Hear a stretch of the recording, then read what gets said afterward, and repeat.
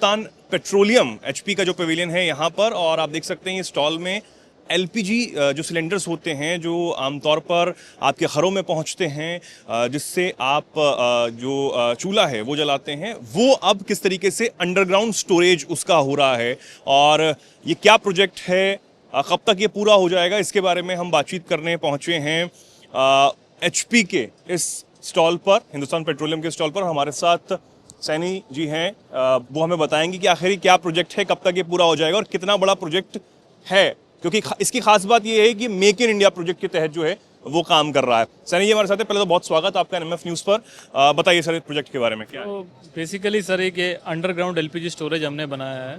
तो इसका जो क्वांटम ऑफ स्टोरेज है वो बहुत ज़्यादा है। तो अभी ये बनने के बाद इंडिया का largest single point LPG storage हो जाएगा। 80,000 मेट्रिक टन इसकी स्टोरेज कैपेसिटी है। तो ये 80,000 मेट्रिक टन स्टोरेज आने के बाद हमारे पास 8 दिन का रिजर्व रहेगा। इन केस अगर हमें एलपीजी का इंपोर्ट बाहर से आने में थोड़ा टाइम लगता है या फिर कुछ डिसरप्शन होता है तो हमारा डिस्ट्रीब्यूशन कंटिन्यूसली चल सकता है 8 दिन तक। तो ये इसकी खासियत है और ये सबसे बड़ा है एलपीजी अभी at the time after commissioning single point storage हो जाएगा। कब तक ये पूरा हो जाएगा ये प्रोजेक्ट, और अभी कहाँ पे कंस्ट्रक्शन जो है वो इसका चल रहा है? ये सर अभी बना रहे हैं हम मैंगलोर कर्नाटका में, और इसको हम लोग अप्रैल तक कमीशन करने के उसमें जुटे हुए हैं सर। जब तक कंस्ट्रक्शन जो है वो इसका पूरा हो जाएगा। एक्सकेवेशन ऑलमोस्ट कंप्लीटेड है सर, फाइनल स्टेज पे है।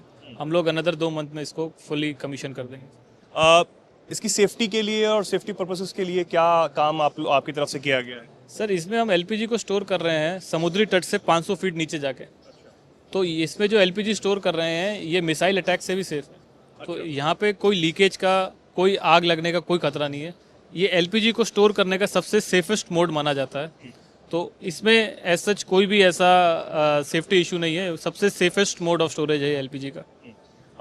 कितना समय लगा इसे बनाने में, अगर आप बताना चाहें? सर ये हमने 2021 में स्टार्ट किया था, मिड ऑफ 21 में, और अभी हमने ये 2 महीने में ख़त्म कर देंगे। ऑलमोस्ट 4 साल हो गए। 4 सालों के अंदर ये पूरा प्रोजेक्ट बनकर तैयार हुआ है।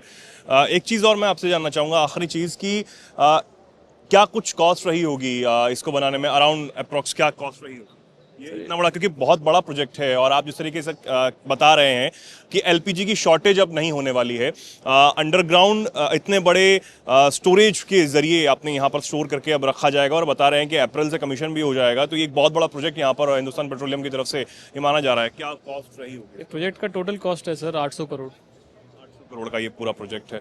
ठीक है, बहुत बहुत धन्यवाद सैनी जी आपका हमारे साथ बातचीत करने के लिए। तो ये प्रोजेक्ट आपने देखा, एक बहुत बड़ा प्रोजेक्ट जो एलपीजी सिलेंडर्स आपके पास आते हैं, जो गैस आपके पास पहुंचती है, वो अब आसानी से और ज़्यादा आसानी से पहुंच पाएगी, क्योंकि अगर उसकी शॉर्टेज भी होती है तो उससे पहले से ही ये यहाँ पर स्टोर करके रख लिया गया है। और धीरे धीरे कंस्ट्रक्शन क्योंकि पूरा हो चुका है ये बताया गया है, अब सिर्फ बारी है इसके कमीशन की। मैंगलोर कर्नाटका में इस प्रोजेक्ट को बनाया गया है और इस प्रोजेक्ट के ज़रिए जो काफ़ी सारी दिक्कतें हैं वो ख़त्म होने वाली हैं पूरी तरह से। मेक इन इंडिया का ये प्रोजेक्ट, और जिस तरीके से प्रधानमंत्री नरेंद्र मोदी ने कहा कि 21वीं सदी जो है वो सिर्फ और सिर्फ भारत की है।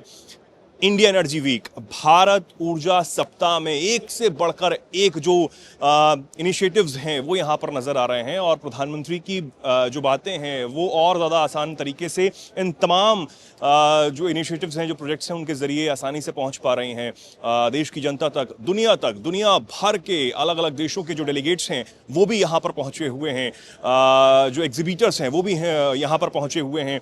अलग अलग जो प्रोजेक्ट्स हैं वो हमने आपको दिखाया भी, लेकिन ये एक महत्वपूर्ण चीज़ थी जो आपको बताना बेहद ज़रूरी था कि आखिर कैसे ये काम करने वाला है और क्या ये प्रोजेक्ट है हिंदुस्तान पेट्रोलियम का।